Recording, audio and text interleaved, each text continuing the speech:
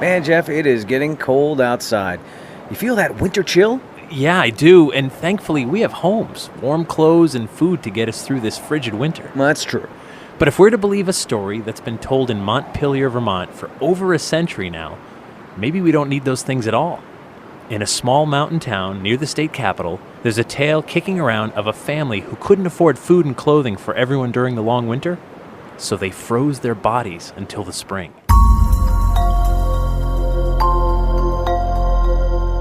I'm Jeff Belanger.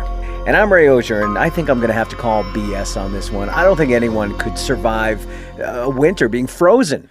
I understand, and we're going to have to file this one under, it can't possibly be true, but it's too good of a story not to share. Now, Mark Twain once said, never let the truth get in the way of a good story. So, all right, I'm willing to listen. This story first appeared in the December 21st, 1887 edition of the Montpelier Argus and Patriot.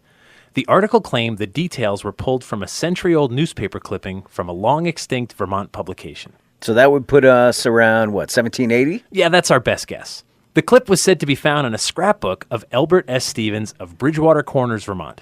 The Argus and Patriot listed only the author's initials, A.M., who wrote that the story was taken from his Uncle William's diary, who described the location as some 20 miles from Montpelier. Here's what the author wrote. January 7th. I went on the mountain today and witnessed what to me was a horrible sight. It seems that the dwellers there, who are unable, either from age or other reasons, to contribute to the support of their families, are disposed of in the winter months in a manner that will shock the one who reads this diary, unless that person lives in that vicinity. I will describe what I saw.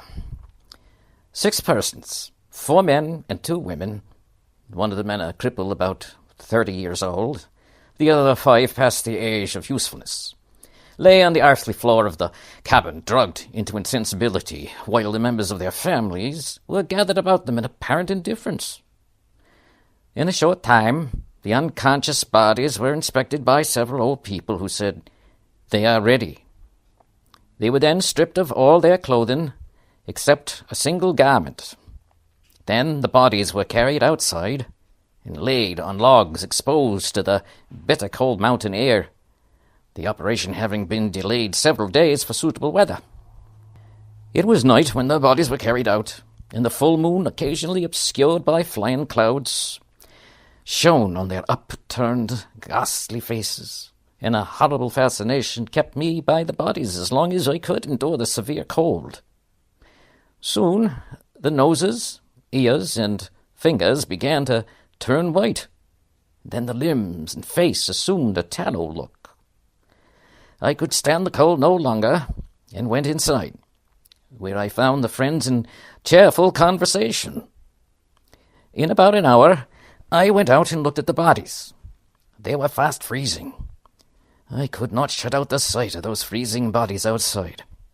Neither could I bear to be in darkness, but I piled on the wood in the cavernous fireplace and, seated on a shingle block, passed the dreary night, terror-stricken by the horrible sights I had witnessed. The next part of the entry describes how the residents of the house claimed they would need the 6 men and women to help plant corn by the spring, but they didn't have the food or resources for 6 other people to make it through the winter. Now, as a Red Sox fan, cryogenics has interested me for a while now.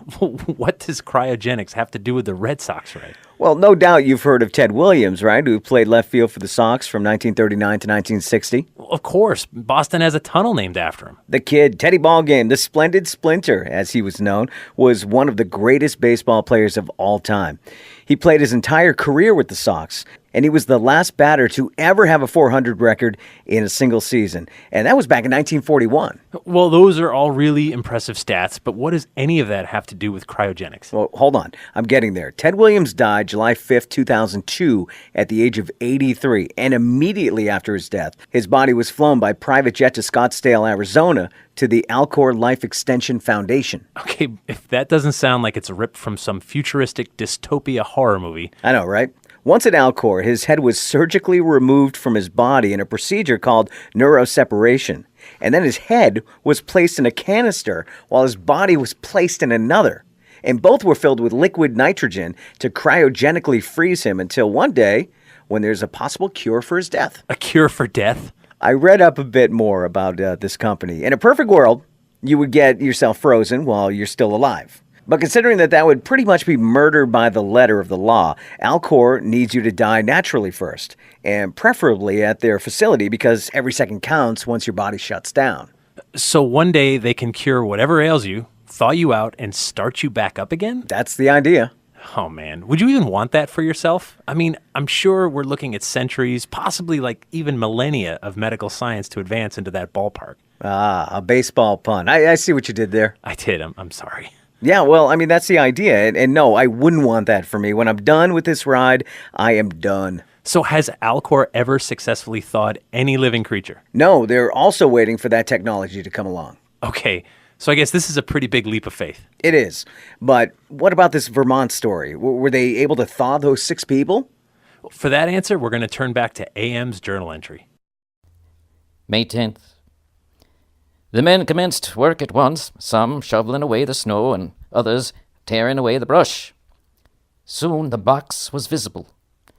The cover was taken off, the layers of straw removed, and the bodies, frozen and apparently lifeless, lifted out and laid on the snow.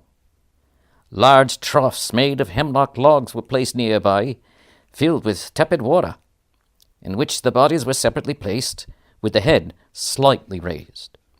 Boiling water was then poured into the trough from kettles hung on poles nearby, until the water in the trough was as hot as I could hold my hand in.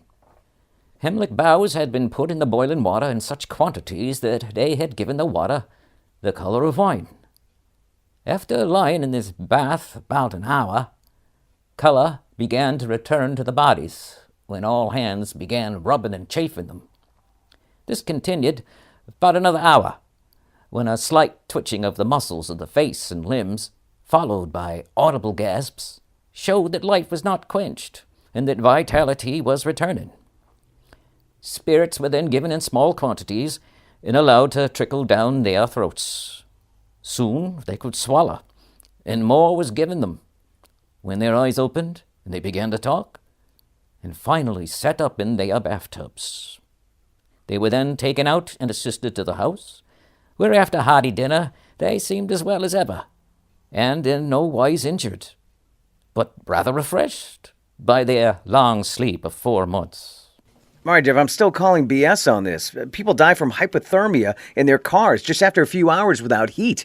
There is no way someone survived a Vermont winter like that. Ray, I'm inclined to agree with you. Some light was shed on this story in 1949 after Vermont Life magazine ran the journal entry. Mabel Hines from Florida read it and wrote a letter explaining that her grandfather, Alan Morse, used to tell this story when she was a child. Alan Morse. A.M. Same guy?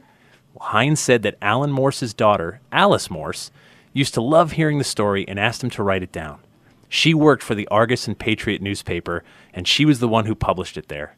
Locals who knew Alan Morse as a spinner of yarns would no doubt recognize this as a work of fiction and smirk, while others were left to wonder. Well, I found this article from the Boston Globe. It's dated May 28, 1939, that mentions this story and how the American Medical Association in St. Louis was experimenting with the freezing of humans for up to 6 hours. They apparently had heard about this old world style of cryogenics and wondered what might be possible.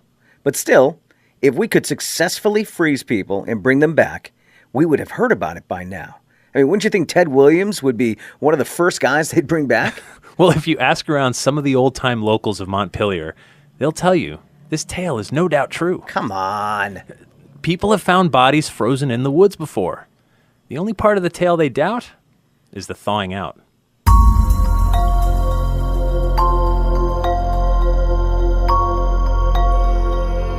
Remember, you can subscribe to the New England Legends podcast for free on iTunes, Google Play, Stitcher, or wherever you get your podcasts. And visit the website at ournewenglandlegends.com to hear all the past episodes, send us show ideas, or explore this curious place called New England.